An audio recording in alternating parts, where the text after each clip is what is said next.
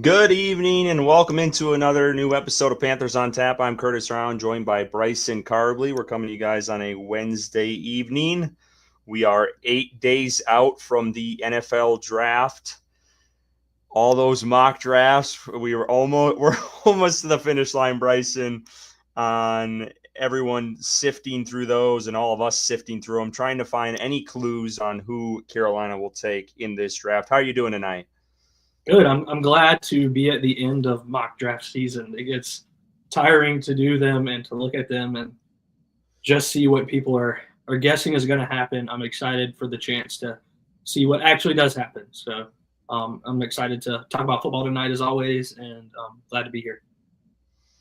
Yeah, it's the OG podcast tonight. Ricky is on vacation this week with his family, so he gets the week off, enjoying himself, some free time, and we're still crunching away. He's done enough with that draft guide anyway, so he gets some time off from that. No, he will be reprimanded when he gets back. He did not work here long enough to earn any PTO, so Ricky will be addressed. Don't worry, guys. Well, we got a couple of folks in the chat. Ricky's mom is in here. Did he not invite you to his vacation? Shame on him. Wow, he's definitely getting reprimanded then. Dylan, let's go. We appreciate you tuning in on Twitter. But yeah, Bryson, we got a lot to talk about tonight. We have Dan Morgan's pre-draft press conference that happened yesterday. There was several hints in there on what Carolina could do at pick 8 and beyond. And we also are going to drop our top offensive prospects. We hope the Panthers draft this year. It's not your top ranked offensive players. And I'll reiterate that once we get to that. But yeah, let's jump into it. Let's first start though. What are you drinking tonight? What do you got? What do you got on tap? Oh man, let me get it out of the cooler real quick. I'm slacking. Oh, shame. Well, I'll start. I mean, you can see it by now. Michelob Ultra. I had bought this for our golf trip, and then I couldn't go, and so here we are. yeah. You had to sit that one out, unfortunately. What's up, Alex? See you in the chat. Yeah, I'm drinking a beer called Master Shredder. Ooh, I like that can. It's a hazy IPA shocker called The Veil. It's from a brewery in Richmond, Virginia, called The Veil Brewing. Wow. Okay. So I haven't opened it yet. I'm starting with a Busch Light to kind of, start the night off easy, and then I'll get into this and I'll let you guys know how it is.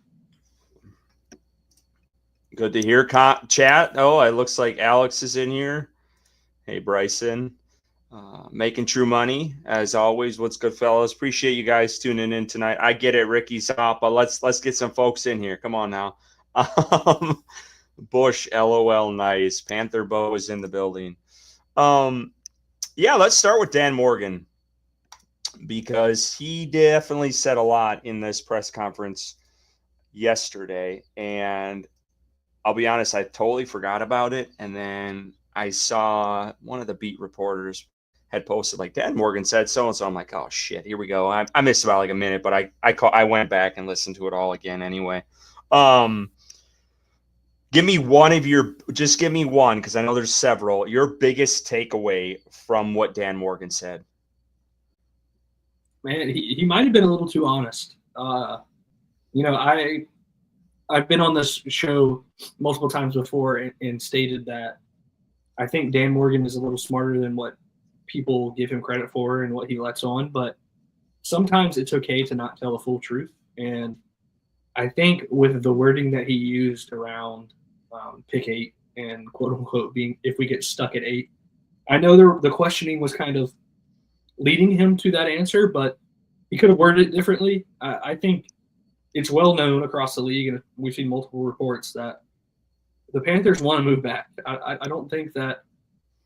I think that would be their number one choice if they're there at 8, unless a guy like Mason Graham falls. I truly believe they really do want to move back, and they value picks later in the first round, and they do value that 8th overall pick, and adding extra picks in the second or third round, whatever the case may be, in trading that 8th overall pick. So I think the overall takeaway, it kind of reiterated what we believed really, is that Carolina is very open to shopping that pick, and I just hope that they don't accept the first thing that comes across the table that isn't the best value just because they want to get out of that pick. That's what I'm worried about. And Same. I'm thinking, as brutally honest as Dan Morgan was in that presser, that might happen. That might occur. They get one offer and it's, we'll send you a 5th round pick if you move down 6 spots. Like, I'm hoping nothing like that happens, but we'll see on draft night. I came away thinking they are really excited to move that pick if the possibility becomes available. 100%. That was the most obvious thing that came out of that entire presser. I agree 100% on what you said. I know in the past he said they want to trade back. I was a little taken aback, though. It almost seemed like they're not very satisfied with even if some of the guys they want are even there. That's what I kind of took. Like, they truly do want more picks, even if, I mean, maybe they're just letting that on at this point. But that's kind of what I took away from it. I mean, when you say stuck, when we're stuck at somewhere, I mean, that was foot in the mouth. Joe Person caught it right away. Yep. And called him out on it, and it was just kind of a train wreck from there. It was like a word salad coming out of Dan Morgan's mouth there for a few minutes. So, yeah, they definitely want another pick probably early in the second round, I would think, if they can get it, or a few picks to move up in that second round. So, I mean, it's clear that they're going to do whatever it takes to go and get that. I mean, it went from Dan Morgan say that, then Ian Rappaport tweeting something like 10 minutes after the press conference, or 5 minutes after, or even during it. I don't even remember, but it was very soon after. And then you started seeing the reports all around that, the Panthers are interested in trading back. So the biggest thing, you can want to trade back as much as you want, but you need someone to move on up. And I don't know if that's the case. I think the Giants are going to kind of decide a lot on what happens in trade ups, because if they end up going out and drafting a Shedeur Sanders at 3, you're looking at a situation where I don't know if teams are going to trade up into that top 10, because that's who I feel like most likely teams are going to try to trade up for, is him if he starts slipping. That's just my best guess. But if they don't go that route, I think it could get interesting, because we all know what the Derek Carr, what he dropped on the Saints and that injury. And, we'll see what happens here within the next week. And I think if anything's going to happen, it's going to be draft night. It's not going to probably be decided days before. It's going to be something in the midst of the draft. We're going to see something pop. If it does, I don't think it's going to be totally honest with you. I think they're going to get stuck at 8, like he said. And I mean, all signs, I know you hate it, or don't hate it, but you would rather go in a different direction. I think Jalen Walker is the pick if that guy is there. I was shocked at how glowingly Dan talked about him this, 8 days out. I thought I would have, if I was him, I would have been like, yeah, he's a great player, and kind of moved on. And he dove into specifics on what they want out of him. It sounds like he's going to mainly play at that edge spot. He has some versatility to move inside, he talked about, but it sounds like he'd be at that edge spot, which I would prefer personally. And we've talked about that, Ricky and I both, on this show. So, I mean, he sounds like the pick, and it does sound like they're satisfied at that wide receiver room. Now, where I think it gets interesting, and which I think you would like, is if they trade back, I think there is a possibility they could go after a wide receiver in that scenario. It's just, can they get a trade suitor for that? I think it's so far-fetched that they would go Ted at 8, unless you see maybe a Mason Graham gone, a Jalen Walker gone, and they're sitting there like, oh shit, now what do we do?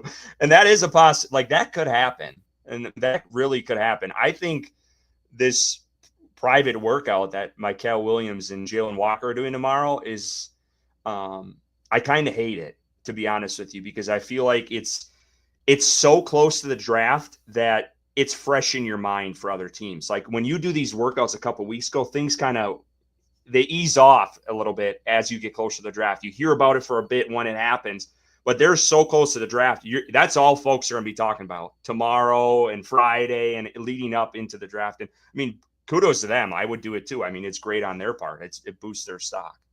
But that for me is my concern, being a Jalen Walker guy, that, the New Englands or the Jaguars or even the Raiders or the Jets, one of those teams falls in love with one of these guys. But I'll shut up. I talked enough. There's several other takeaways. Why don't we talk about Icky for a second? That's been kind of swirling around. Are they going to pick up his 5th-year option? Are they going to do a new deal with him?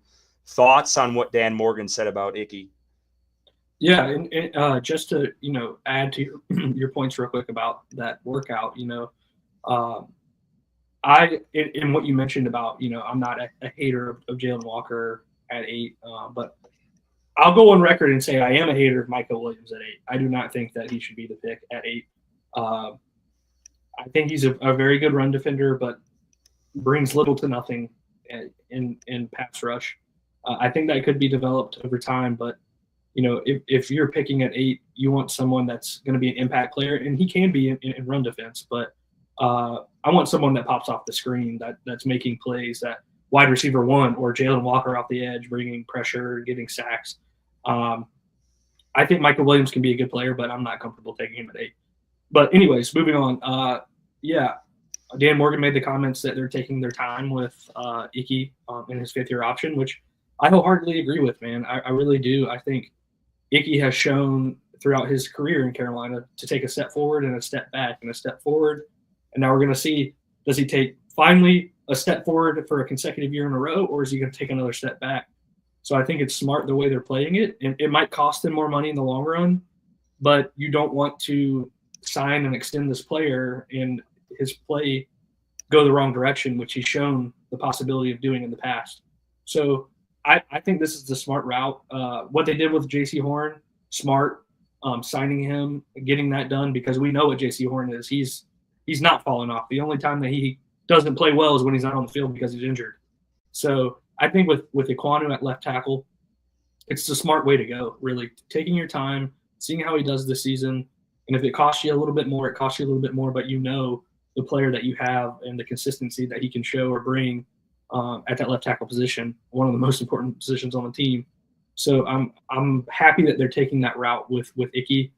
Again, I think so you would want them to not sign him to a long-term deal and ride out the 5th-year option to see what he does this year. Is that?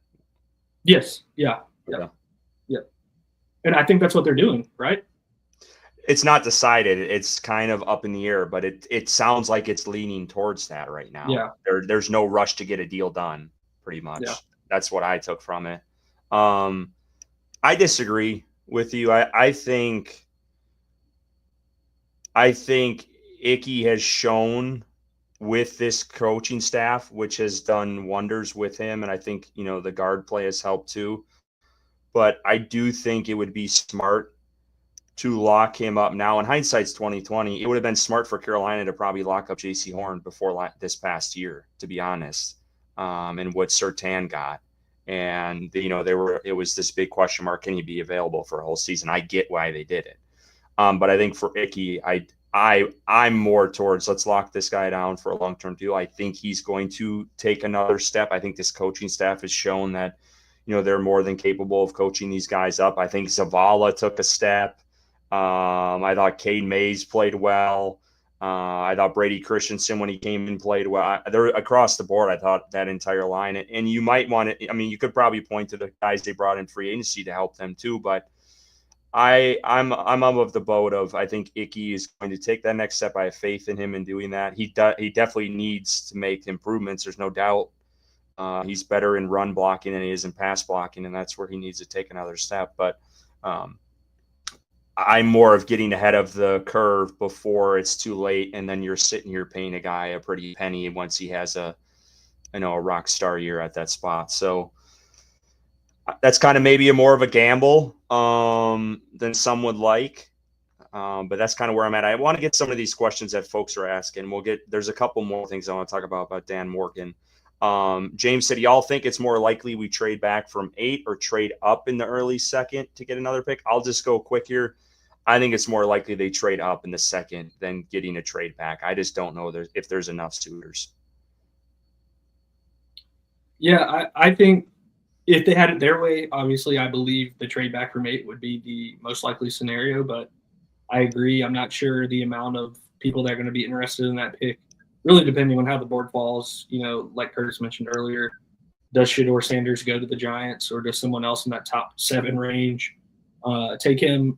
I think it's going to be interesting to see on draft night, but I think a trade up in the second is probably more likely, just based off the fact that there's not probably going to be a lot of suitors of people trying to trade up to get 8. I do want to let folks know, because I forgot to mention off the top, we do have a super chat. Take advantage of it. It's that little money icon on YouTube. We appreciate it. And if you're so gracious enough, we would love you guys for it. Carter asks, what if Jalen Walker and Mikael Williams are gone? If they trade back, what do they do? Bryson, I'll let you answer that one first. So the question is, if they trade back, both of those players are gone, what do they do? Yeah. Okay. They go wide receiver. I mean, I think there's going to be a plethora of options. No, I think really anywhere they trade back in the first round. You're going to have your pick between Luther Burden or Matthew Golden, or potentially Tet at whatever pick they trade back to. So I think going wide receiver, I mean, I appreciate at 8 anyways. Trading back, I'm going to still kind of pound that drum for wide receiver. I think that really trading back, you're kind of in a sweet spot for that wide receiver position, because I think it's pretty consensus across the league. There's really only one receiver that's worthy of a top 10 pick, and that's Tet. But if you're sitting there, I don't know, 15, 16, 17, and all 3 are on the board, you can pick what player you like the best out of the 3 and feel really good about it. Dylan, while going back to, I wish I would have brought this up when we were talking about Icky, but I do think this is an interesting point. I'm nervous having neither of our tackles under contract beyond this year. That's a solid point as well on that tackle conversation. You have Moten, who's getting a boatload of money this year. They're kind of eating that contract and, washing their hands of it after this year, it seems. So, yeah, that's a solid point. Alex mentions this, and I get this, but, drafting someone, and he's talking about a couple of guys who are, I would say, second, third, or fourth rounders. It's not very often you find a starting left tackle in the later rounds of the draft. It's just, it's rare. And for a coaching staff who I still am on the outs of, their expertise of picking guys to this point, I don't have faith in them going out and getting a guy in the second, third, fourth round, and he's your starting left tackle. I just would not like that whatsoever. That's me personally. Are we talking about a right tackle? Yeah, possibly. I think you can find those guys in the later rounds. I just think it's harder when we're talking about a guy on that left side. That's just the way I feel. Other takeaways, Bryson. I'm trying to think. There's another one that's slipping my mind. I know I tweeted about just bullet points of what I took away from that press conference. Yeah, one I wanted to ask you about that you tweeted was that they're satisfied with the wide receiver room, or they're content. So if you could expound upon that a little bit. Yeah, I said values the current wide receiver room. They talked them up, and I get that. I know that's their job to do, but it sounds like they're pretty content with Xavier, and they keep mentioning David Moore. He's some sticking point to this offense. And I get it. He had a connection with Bryce Young, but that guy's brought up too all the time. And he ain't going to be we're satisfied with XL, Thielen, and Coker. But then he's going on up talking about David Moore. And I think David Moore is a decent back end wide receiver that can come in and fill in every now and then. But for that guy to be thrown out there on a lot of drives, that is an issue. So I get where I get where the want is for a wide receiver. I understand that. But they keep talking these guys up. They do. Yeah. And and what I thought was interesting is Dan said, that's not to say we won't add a wide receiver in this draft. Yeah. So I think it's going to happen. I just don't think it's going to happen in the first round. I don't. I do think they're going to add competition. I think there's a possibility in the second. I think it's a possibility in the third and the fourth because they've brought in guys that fit in those ranges that I'm sure we're going to talk about tonight when we drop our offensive prospects. And I'll break this to you, Bryce, because I didn't even tell you this. Our lists are somewhat similar on a couple of guys. The back end is definitely different. I think our first couple might be the same. So yeah, that's kind of what I thought. And I know Dave Canales did the same thing a couple of weeks ago when he had his press conference. And, you know, he basically, the quote I took from that was like, he said, XL can be the guy. That's literally what he said. He can be the guy. And that the guy is your X. That's what I took from that. So read into it what you want. I know probably Alex is blowing up the chat because I haven't been able to look as I'm talking here because I know he loves him a wide receiver, just like you. But I mean, who knows? Maybe they throw us all a wrench and they were high on Tet this whole time and they're just not talking about him. And he is going to be the 8th pick. I just, from the things I've been reading, I ain't reading that. I was going to mention, like, you know, they've talked a lot about how they like Jalen Walker and Micah Williams, and maybe they're just trying to get hype up for them to sell that pick at 8 because those guys are more likely than not going to be there. And they haven't done a lot of talking about Tet. I mean, they've mentioned him a couple times, but I think. Have they ever mentioned him by name? I don't think they have. I don't even know if they've been asked about him. They might have. Maybe someone's asked in these last couple. I don't remember. Yeah. Maybe the chat can help us with that. But I'm serious. I don't think that guy's been, and I don't know why it hasn't been asked. And I know it's been like a broad question. Like, would you go wide receiver to 8? Like Mr. A to Z asked that, but like it hasn't. No one has asked him, what do you think of Tet McMillan? And I'm shocked no one has went to that length about it. I mean, someone very well could have, and we're just missing it. But I just find it unlikely that hasn't been asked. So if anyone in the chat knows of it, please let us know. That'd be amazing. We would thank you very much. But yeah, I think there is a possibility that they're doing a lot of this talking about other prospects to lower or not continue to heighten the hype of Tet McMillan being the first wide receiver taken in the draft. I think that is a possibility, and it's probably me just being hopeful. But you know, anything is possible on draft night, so I'm not counting out anything. And now that I'm thinking about it, I thought Dave Canales chimed in on him. Big target, big plays. Am I making that up? It doesn't ring a bell for me, but that doesn't happen. I thought they dropped like an article this week. The Panthers did, but maybe not. Yeah, they did. Yeah, they did. They did on Tet. But maybe that. I don't know if that was Canales. I don't think that was Canales. Never mind. That might just be someone like an analyst saying that. Mm-hmm. But anyway, I don't think that name has been dropped. Panther Bo stop. Panther Bo coming in. Get Alex all fired up. I think that was all the takeaways I had. I just want to make sure I'm not missing something glaring here. If anyone else in the chat had any takeaways, let us know. There was one, and I think this. I mean, I guess it depends on how you define production. But Dan Morgan specifically said, we want guys with production. And there are several guys in this class that it eliminates.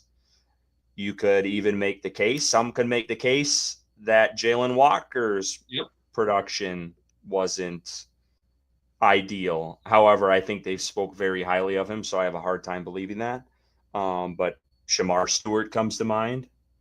There's another guy that I'm missing. Michael Williams. Granted, he was dealing with an injury. I mean, the guy played it with a high ankle sprain the entire season, pretty much. So you have to take that in consideration. A left ankle sprain it was.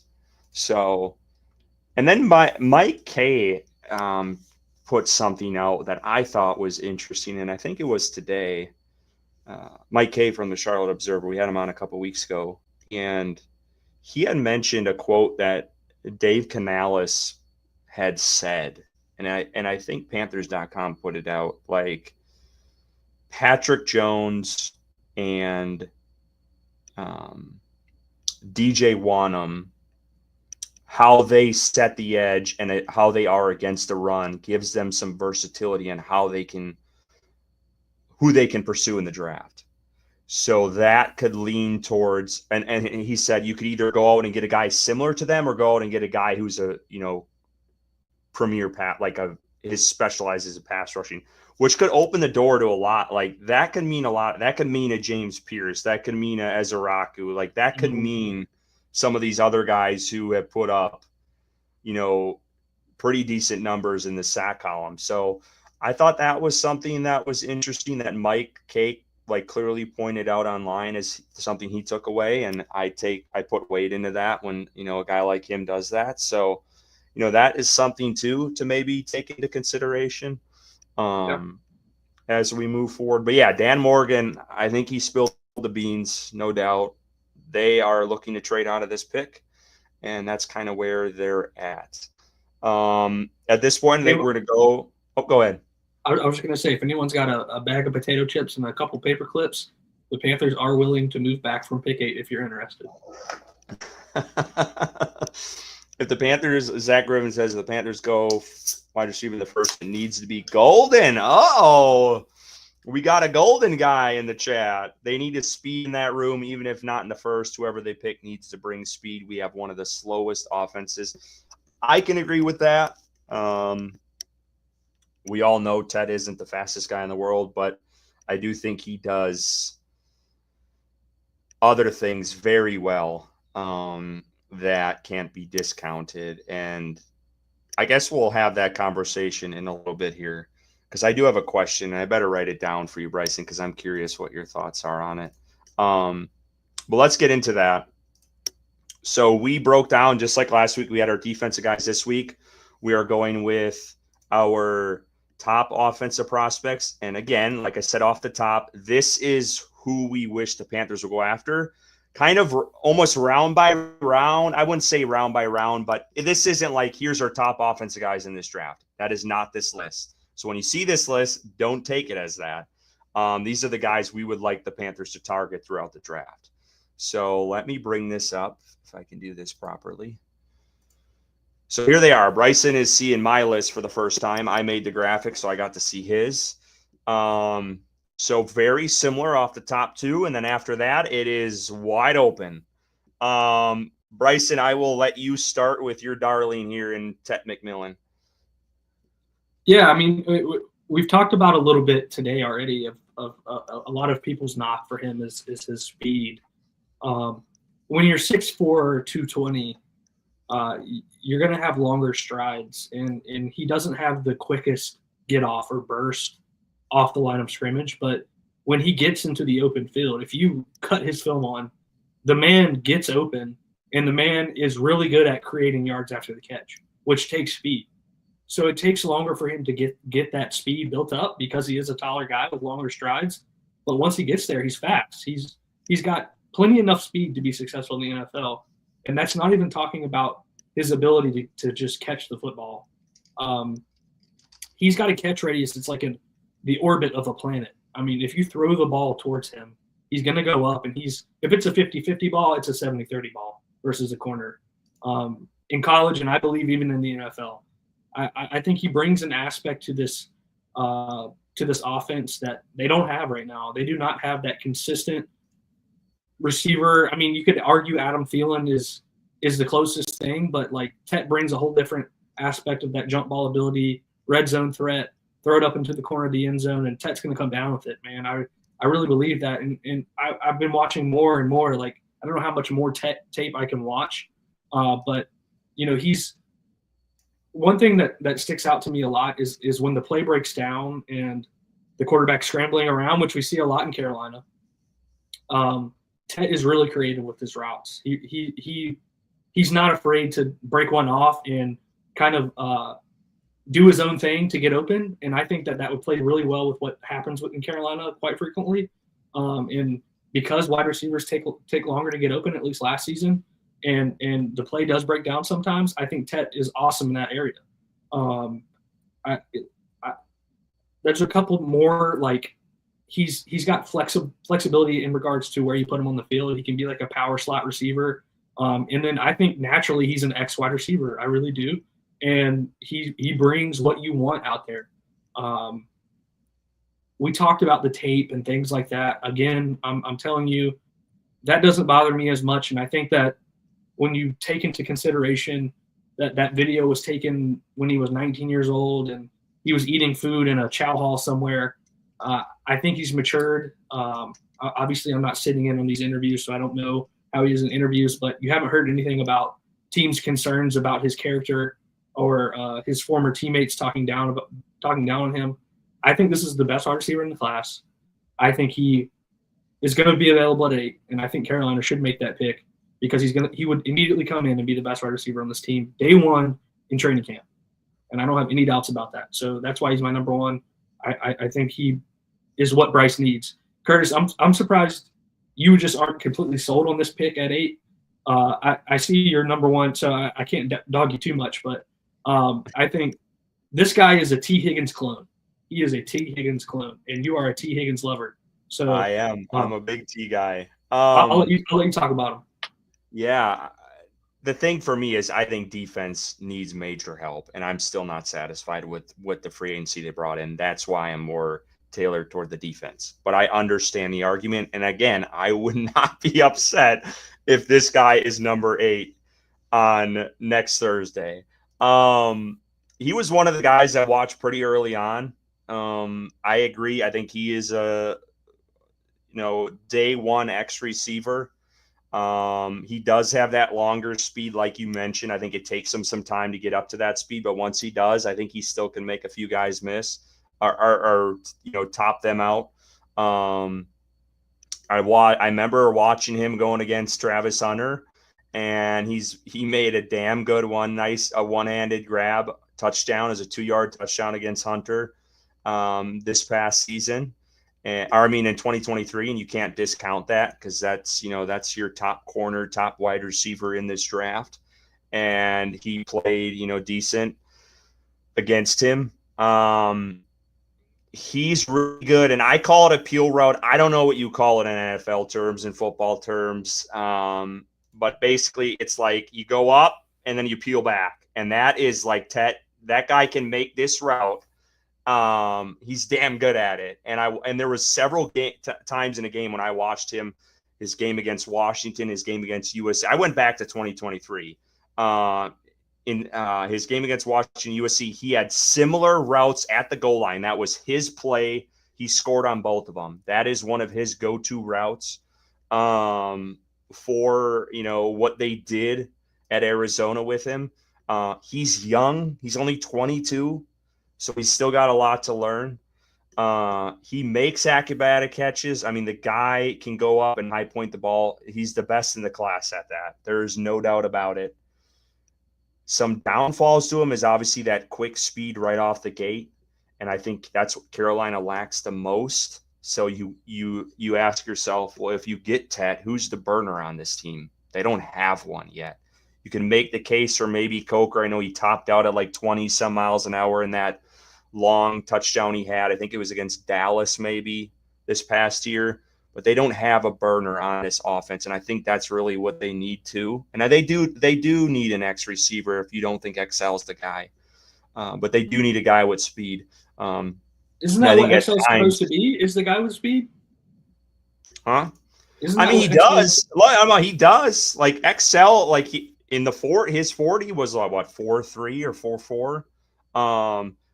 But like Carolina is one of the slowest wide receiver rooms last year. And I know Thielen brings them down and David Moore brings them down, but like they still need a guy who can take the top off the defense. And that hasn't, they haven't proven through XL and anyone on that in that room to have that. I think Tet can get jammed at the line on some press coverage, and that's something, teams are going to pick up on. NFL guys can do that. They're going to press the shit out of you if they know you struggle at it. So that is one thing I think he needs to work on. But the dude's been solid, and we talked about his comments. It's a valid point. He was young when he said it. The guy still put up numbers in back-to-back years despite him making those comments. I think he's averaged over 100 yards in back-to-back seasons per game, which is outstanding for a guy.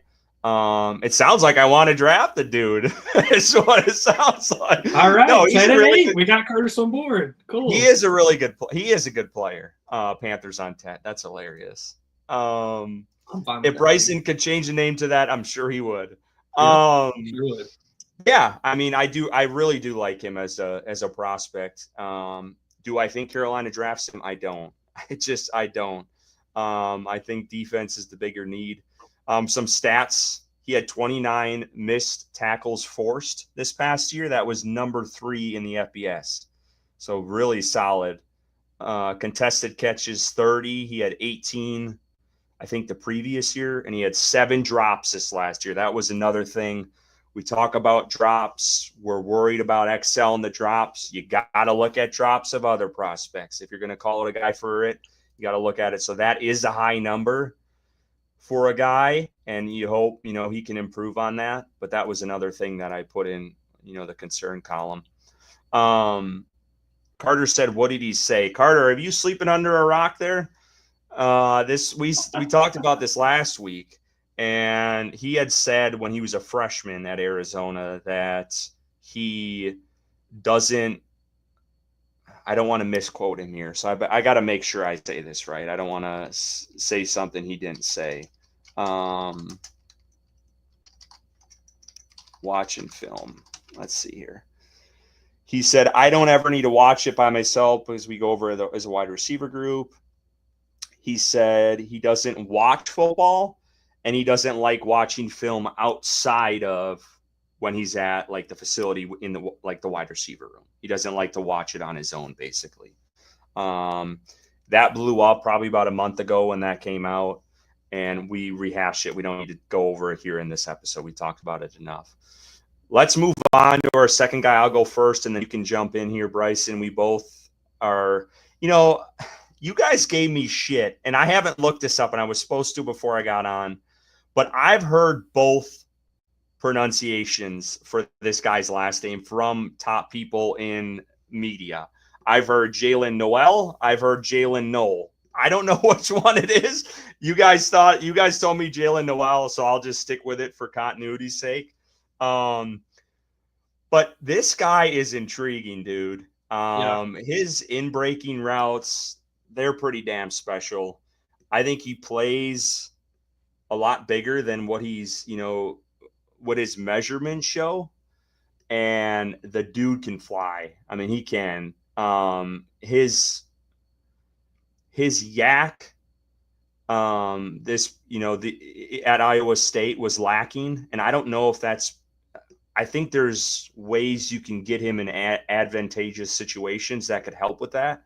I don't know if Iowa State did enough of that with him, but I think this guy, and I know he's probably more of a slot than anything. And everyone's going to be like, well, you have Thielen, you have Coker. Well, Thielen's not getting any younger. The guy was potentially about to retire this past offseason. So you're looking at an XL and Coker wide receiver room next year. You need to go out and get a guy in this draft. There is no doubt about that. So, Alex, are you listening? I said that. You need to go out and get a guy in this draft in that wide receiver room, and everyone wants to knock. Well, they can't hit a second-round wide receiver. I understand that, but let's give a little grace here. Let's see what this front office does. I know there's some backlash with the XL's draft pick as well, but let's see what they do in this draft here and what these guys can do on the field, because you got to have some faith in this coaching staff. There's like 4 or 5 guys on this coaching staff that come from a wide receiver background. Dave Canales, the offensive coordinator, the wide receivers coach. You have 3 guys, and 2 of them are the top in the offense who have backgrounds in developing wide receivers and who have worked with Tyler Lockett and the guy that's Metcalf and Mike Evans and Chris Godwin and the rookie the Bucs drafted last year. Or I mean, when Dave Canales was there, mine is escaping. McMillan? You remember the guy? Yes. So they have experience, and I think that is going to benefit these guys. And I do think we're going to see a leap from Leggett this year. We better see a leap from Leggett this year.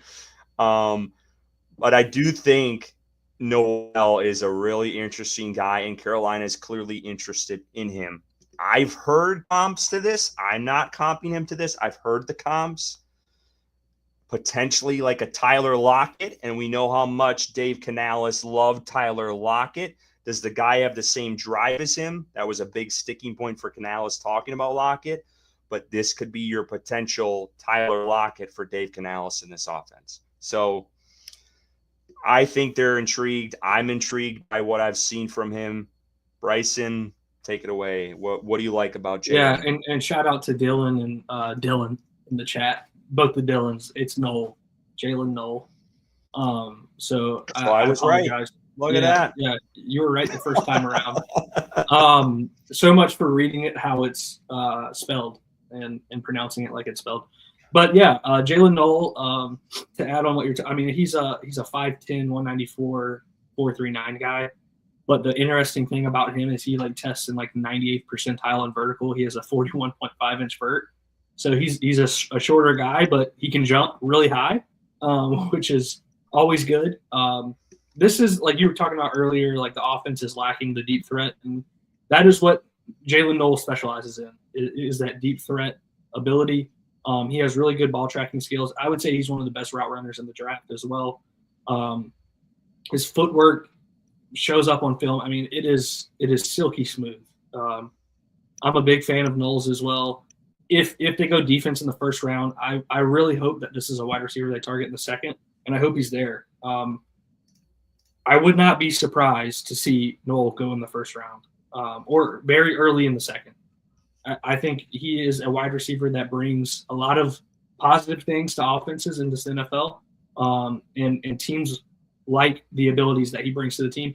Also, I mean, even if you come away with this guy in the second, like he has the ability also for Carolina, who I know they brought back Raheem Blackshear, but he has kick return and punt return abilities.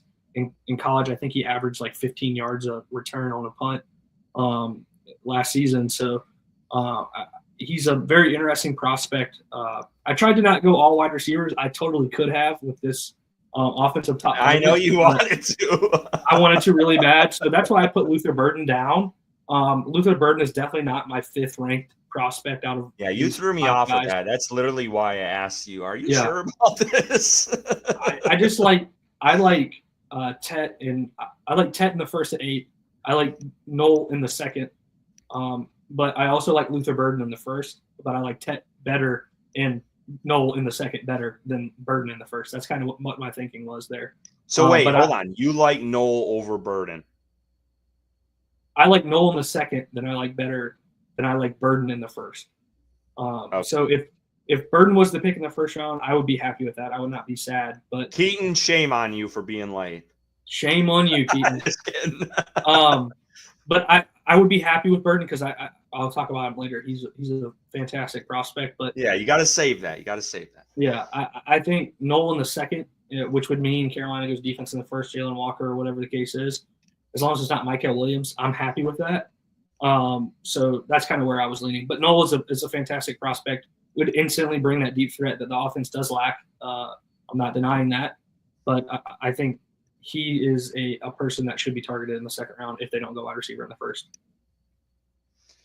I'll let you go. I'm going to give you a break here because I wanted to mention this for folks that don't know. I'm going to the draft next week, and I wanted to mention this off the top, and I forgot. We got inner circle seats, and I found this out today that if you're looking at the draft stage, the Panthers are going to be the Panther fans are going to be to the left of the stage if you're looking at it. If you're on stage looking out at the fans, we'll be to the right. We're in the first set of teams, so their teams are in pods in your division. So it's the NFC South, NFC North, AFC South. I think is AFC South the Texans division? I believe it is. Yep. Ironically, and I didn't even tell you this, the Panthers section is across from the Bears section, so that's going to be so fun. Yeah. When we have the draft, when we go to the draft on Thursday and Friday, I'm really pumped about that because I remember last year, it'll be across, so there's like an aisle in between, so there will be some separation. But I will never forget when we went to the draft in Kansas City, and Bryson the entire draft was talking shit to the Buccaneers about Baker Mayfield, and turns out he's a good fucking quarterback. Yeah. Turns out I'm the dummy. So I'll never forget that. I thought that was hilarious. But yeah, I saw the Bears thing, and I'm like, oh shit, here we go. So that'll be fun to talk about, and I'm sure they'll bring up the trade and whatever else. And then I'll just tell them that the Packers were their daddies for the last 50 years. So, yeah, so that'll be fun. But anyway, let's move on. You can start on this one. I'm being honest here. I really like Scadaboo. I did not want us to have the same top five, so I tried to change a little bit, but I do really like him as a player. But go ahead, talk about him. Yeah, Cam Scadaboo. Okay, so this is a player obviously coming off a really good season. In the Heisman finalists. If you want to watch a game that really shows what he can do, watch his last game as a college football player. The man did literally everything. He threw a touchdown, he rushed for a touchdown, and he received a touchdown. I think in honor of Ricky, I'm going to do an analogy, okay? Because we all know he's big on those. And I thought long and hard about this, and I thought this was a really good one, okay? So in the world of tires for cars, right? There's like a road tire, an all-purpose tire, and a mud tire. I would say like the road tire in this reference for running backs would be like your speedy running backs, like a Tootin out of Virginia Tech. Those guys they hit the road and they go.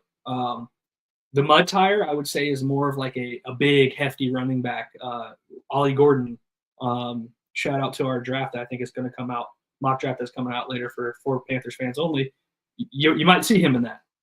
And I think that Cam Scadaboo is an all-terrain tire. So this is a guy that he's not an over, like he's not going to burn you with speed. He's also not a huge guy. He's pretty stout. He's 5'10", 219. So he's a thick boy, but he's not like gonna be that Derrick Henry type running back. I think he can do everything though, and he proved it in his last game versus Texas in the college football playoffs. Man, he was spectacular. So I think he brings a lot of versatility to that to the offense that really a lot of the running backs. Thank you, Carter. I appreciate that. I thought long and hard about that, and I hope Ricky is happy with my work. But yeah, I think he brings pass pro. Receiving out of the backfield. I think he's the second player in was it Big 10 or Big 12? I always get those confused. History that had like 500 yards receiving and like 1,200 yards rushing. So he does a lot, and I think he's a player that's probably not going to be valued very high because of his lack of speed. I mean, he ran a 4.65 40. He did have almost a 40-inch vertical though, and I think that speaks to his ability to catch the ball and go up and get it.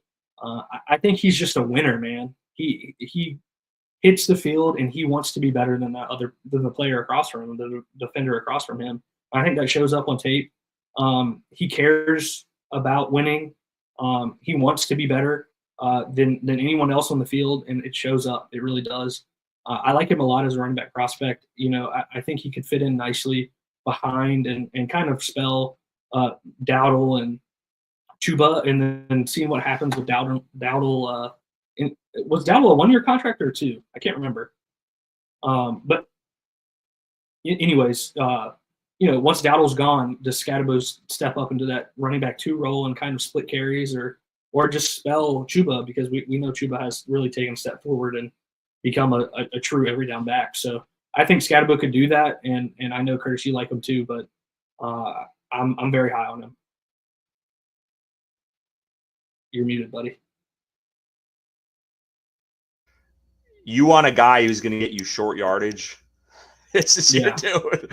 Like, this guy eats fucking stones for breakfast. I mean, he'll run right through your ass. He is so fun. That game you talked about, that last one of the year, they really thought they were going to pull off the upset. They obviously fell short of it. But coming away from that game, I mean, I don't know how you couldn't fall in love with the guy. I mean, he's a bruiser back.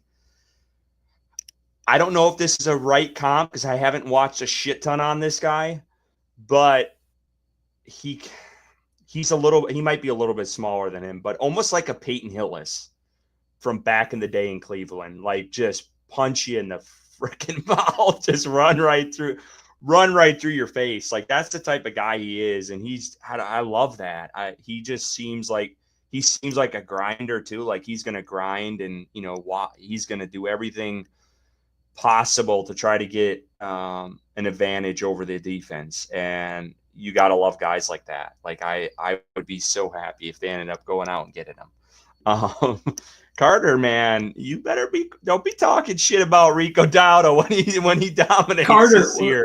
We're done with that. Carter, he's a Panther now, so he's a top 20 back now. So Carter is a closet Cowboys fan. No.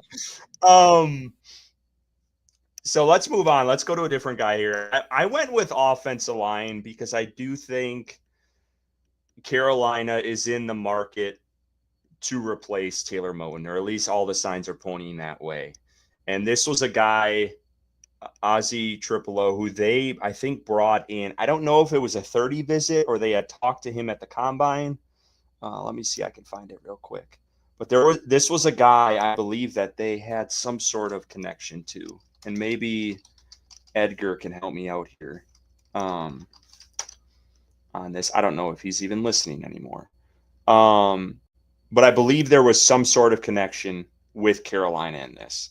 But he had solid numbers. I'm going off of PFF and what I've seen, but 80.5 pass block grade, 69.9 run block grade. He gave up 2 sacks this past year. 1 hit, 12 hurries, excuse me. He has versatility. He played left tackle in 2022. He played right tackle in 2023 and 2024. He's got the arm length Carolina wants. He's got 33-inch arms. He's 6'8", 316, big ass dude.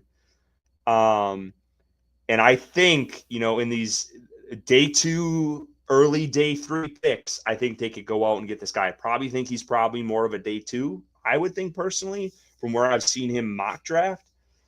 So they would have to spend a 3rd rounder on this dude. Carter's freaking out. I was kidding, Carter. I love you.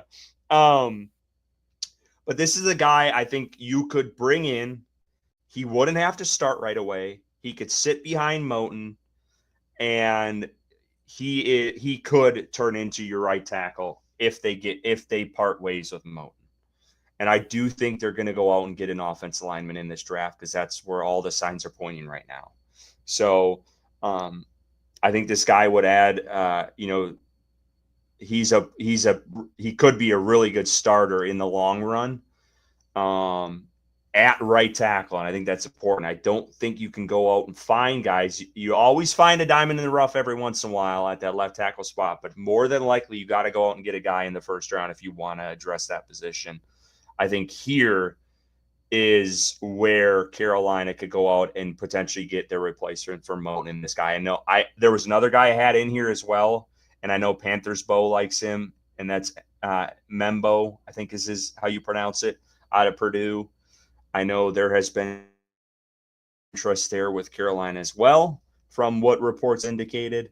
So, again, I do think they're going to address this in the draft at some point, and this was a guy I thought could really, there wouldn't be much drop off when he slides in because he gets a year to sit back. This isn't a guy you have to just thrust in there right away like we were at a couple years ago where Carolina's starting, Brady Christensen as a rookie out, Zavala as a rookie, Greg Little, but Zavala as a rookie at guard out of the gate. and moving them all over the line. Like this, we're not at that spot anymore. But I do think Carolina has to look towards the future in this position, and you don't want to pigeonhole yourself next year if you want to get rid of Moten, and now you don't have a guy there. So I think this would add to that room. I still do love Brady Christensen. We all know that. And I do think that guy has potential at that spot. But I do think adding a younger, a cheaper option is the way to go. I'll go next, and then you can go to your guy at 4. Caleb Johnson out of Iowa. Was a guy I saw a few games being a Big Ten Wisconsin Badgers fan. I think this guy he specializes in outside zone, and Carolina tends to run a lot of outside zone in their offensive scheme. I think from what I looked up, there were 66% of the time in your zone run schemes. And this is what this guy does well and is one of the best at it in this draft, I personally think. He's 6'1", 224. He's another guy where it takes him to get up to speed. However, when he gets there, he can outrun some safeties. So once he gets to that top end speed, and I think they have guys on this roster, I think that he could complement well. And I think once he gets to the edge, I think he can make he can go. He's a very by design running back, if that makes sense. Like it's on script with him. When it's off script, he's not at his best. However, script he's really well, and I have faith in Dave Canales in the way he draws things up, where I think this guy could succeed with Carolina. I don't think there has been any interest there with him, from what I know, and from Edgar's list, because Edgar is the man on doing. But I do. This guy was very impressive at Iowa and what he did this past season there. And I do think running back is someone they're going to go out and get. And Dave Canales said they're not looking for any specific type. Like just because they had Hubbard, they went out and got Dowdle, who's very similar to Hubbard. And, they might go out and get a speed guy. They might go out and get a bruiser who needs, when they need that extra yard, because we know Bryce Young, they ain't going to give it to him on a QB sneak. Can, a guy like, Scadaboo fits that mold. I mean, that's obvious. Like that's your short yardage dude. But Caleb Johnson, I do really like him on Iowa. I think whoever gets him, he is in the right staff. Let me make that clear. In the right staff, I think he could be decent in this league and be a viable option later on for them. So why don't you tell us about Harold Fanning? Yeah, before I go, we heard from the great Ricky Raines, and I'll just mention real quick. Obviously, he's not going to be in the graphic, but 5 guys he likes in this draft. Just to put that out there for the fans. Mason Taylor, tight end, I believe that's the one from – is that Notre Dame or is that LSU? I believe it's LSU, if I'm not mistaken. Jared Wilson, who are you center. Talking about? I'm sorry. Mason Taylor, the tight end. I can't remember if he's Mason Taylor is from Miami. Oh God, I was way off then. Okay. Jared Wilson, center. No, I was off. He is from LSU. Oh, okay. All right. Cool. I was right. Now here's something, Curtis. His third player that he listed, Jalen Knoll, wide receiver. We talked about him as both of our number 2s. So we are all all on board for Jalen Knoll. And if Ricky likes him, that means he's a good player. Ricky doesn't miss. So Jordan James, running back, and then he ended with Torrey Horton, wide receiver. I believe that's the Colorado State guy that kind of got injured and had a big season the year before. Really does have some upside if he can bounce back off that injury. So just wanted to mention Ricky's guys real quick. If you guys have any questions, yeah, I'll be honest with you. I did not touch tight end at all. I haven't watched anything outside of Tyler Warren. I haven't touched because I do have faith in JT Sanders. I like that pick. I love the guy. I think he's got some potential still. Tight end room. So I'm a big Sanders guy. So I really haven't touched that group, and that's why I probably should have known Mason Taylor went to LSU, but for some reason I thought I went to Miami. But anyway, go ahead, talk about Harold Yeah, if your internet stays connected. All right, so this is a guy that, be totally honest, I didn't watch a whole lot of until Ricky turned us on to him. Harold Fannin Jr. out of Bowling Green, not far from where I went to college. And this is a guy that, is your purely pass catching tight end.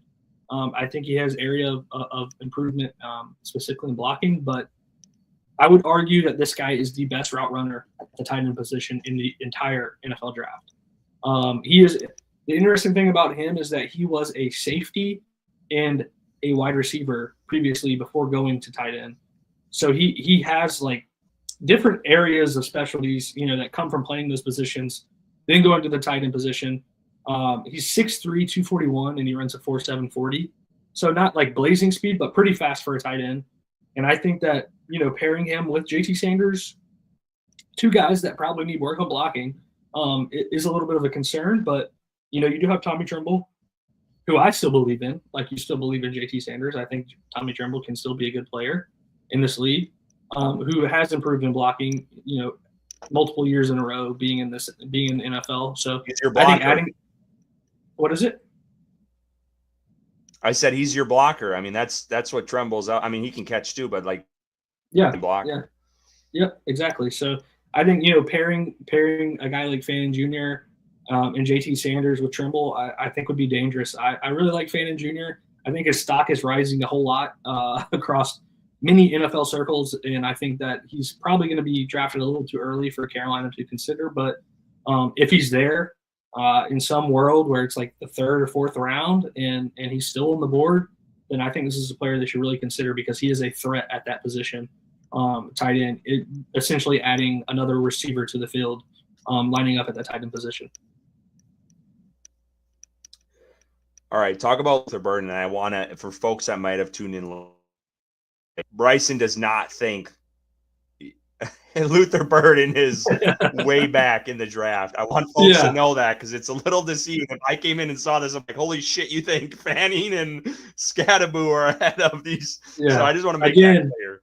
This is just where I think that these players are slated to go in the draft, how I feel about the Panthers taking them at that spot. So this would be like the Panthers taking Luther Burden at 8. I'm not in love with it, but I wouldn't be totally upset with it. Now, if Luther Burden's in the second round and the Panthers have to trade up and get him, I mean, he might be number one on this list because he's that good of a player. But Luther Burden is a 6 foot, 206 pound, 4.41 receiver. I guess some concerns about him. His production did drop off last season. He was injured. The quarterback play did drop off as well at Missouri. So I would say a lot of that lack in production in his junior year came from that. But you talk about a guy that gets yards after the catch. You put the ball in his hands. He is a mastermind at doing that. And he is a pro, a professional already at separation. People want to dog tent that he doesn't get any separation. Luther Burden is probably the opposite end of the spectrum. And corners can't stay with him. I mean, they really can't. He specializes in it. He's creative with route running as well. We talked about that with Jalen Noel. I think Luther Burden is a really good player. And other concerns people have mentioned, I've heard or seen on Twitter that, there's might be some character concerns. But I don't think that that's really surprising at that wide receiver position. Wide receivers tend to be divas sometimes, and I've talked about it before. I don't mind that at all. I want the ball in my hands, and if I don't have it in my hands, I might be upset because I think I'm that good of a player. I don't mind that attitude. I really don't. And I think that just means Luther Burden wants to be good, wants to be great. And I think he's a really good player. I know Ricky's high on him too. I'm not sure where you stand, Curtis, but I think if he's there in a trade back scenario in the first round or for some reason he slips into the second, Carolina should absolutely trade up and get this guy. Yeah, he's intriguing. I mean, I think he had a better year in 2023 than he did this past. Yeah. But I think it's interesting to me that there has been conversation, at least this week, that there's a possibility. Second, is that just bullshit? It might be. But I mean, if a guy like this, I mean, we're talking about, he was one of the top wide receiver prospects, falls, Carolina better be making some calls on moving up if he's available in the second round. I think they'd be stupid not to. Jalen Lane, for me, I'll just go to my guy here. Carolina needs speed. There is no doubt about it on this offense. This is the guy to have and get speed. He ran a 4.34 at the combine. He is a straight line burner. 5'10", 190. So he's small. His frame's small, but let's get past the frame, because I think this guy could be special late round as a gadget type, take the top off the defense, as a late round pick. I'm not talking like this guy's going to be the best wide receiver in the draft. I just think he adds an element to this offense Carolina doesn't have. I think his speed is special. So I better rephrase it, because I don't want folks thinking this guy is going to be some top wideout.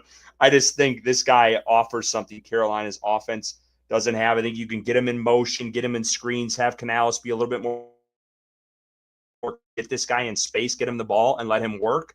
He's quick as hell at it. Just some of my notes.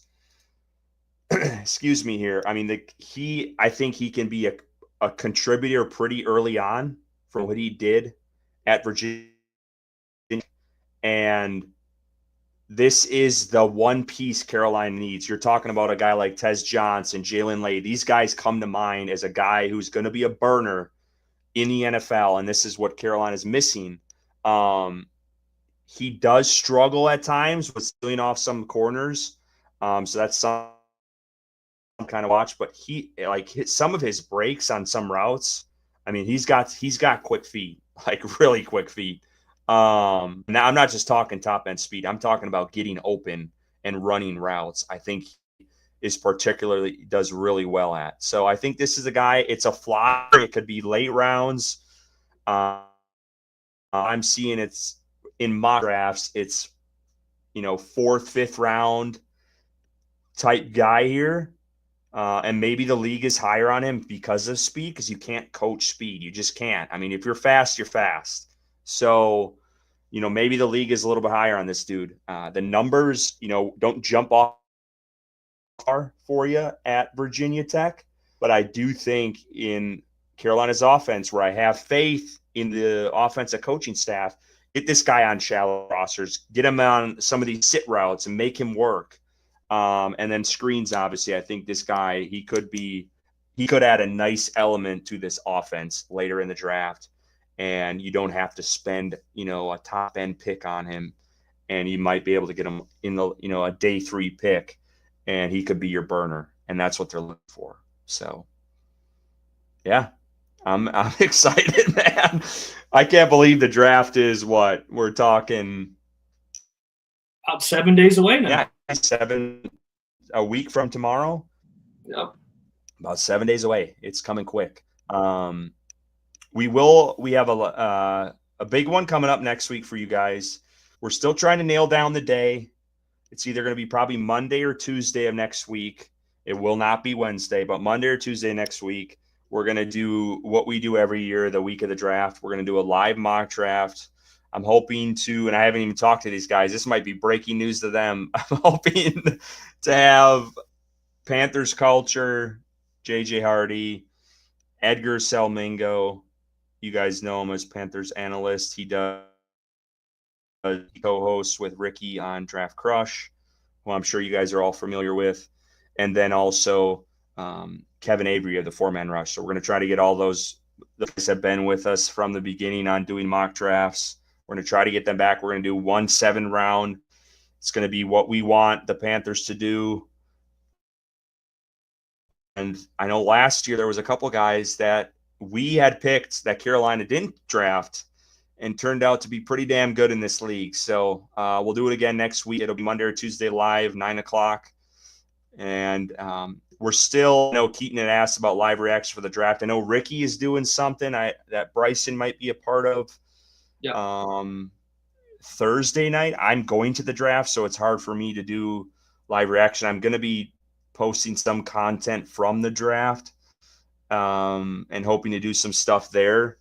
So stay tuned for that. But it's just, it's tough for me. I can't do it the night. I can't do night of. We're still trying that out. It's either going to be after the first round, or we might have to do it the week after. We're trying to sort out all those details, but we'll get you guys all that information. Just make sure you're tuned in. Either you're subscribed our YouTube channel, if we would appreciate if you do that, because you'll get notified when we're going live, or stay tuned to our Twitter page, and we'll be posting stuff as the week progresses. But this might be one of the shortest episodes we've had in the longest time. Bryson is celebrating, I'm sure. I didn't even go through. We only have 2 people, so it's hard. But I go through a beer. What the hell? I mean, I drank 2 beers. Oh, damn. Oh, did you? I've been talking so damn much. It's been hard to pick up this damn can. But yeah, we'll be back next week again. We'll post when we're coming on, but it's going to be a good one. I'm excited for the mock draft. We do it every year. It's a good time. But until then, we appreciate every single one. Oh, Bryson, got an update on Odie? Odie is still available for adoption. I posted the link today to Twitter. I believe it was today, where you can go to peaklabrescue.com, and I believe he's posted on there as the name Ripple, but if you click Ripple, it'll explain to you why his name is now Odie. So yeah, if you're interested, please, you can DM me or whatever, get in contact with me, and I can give you any information that you might need. And is he a lab mix? Yeah, he's probably a lab mix. He looks like a yellow lab, but he's a lot smaller. He's got short legs. Again, he's going blind in one eye. The vet is now thinking that he's going to be able to keep that blind eye, so he's not going to be having that eye removed. So, I mean, he looks cool with it in, so I'm happy that he might be able to get to keep it. But he is a sweet dog. He's very good outside the cage. He doesn't like being inside of a crate. But, we leave him out and he doesn't chew anything up or anything like that. So he's very well-mannered. Deserves a good home, man. He really does. And if anyone's interested, please let me know. Well, we'll leave you guys with Odie. We appreciate you guys tuning in, and we will see you all next week. Until then, keep pounding.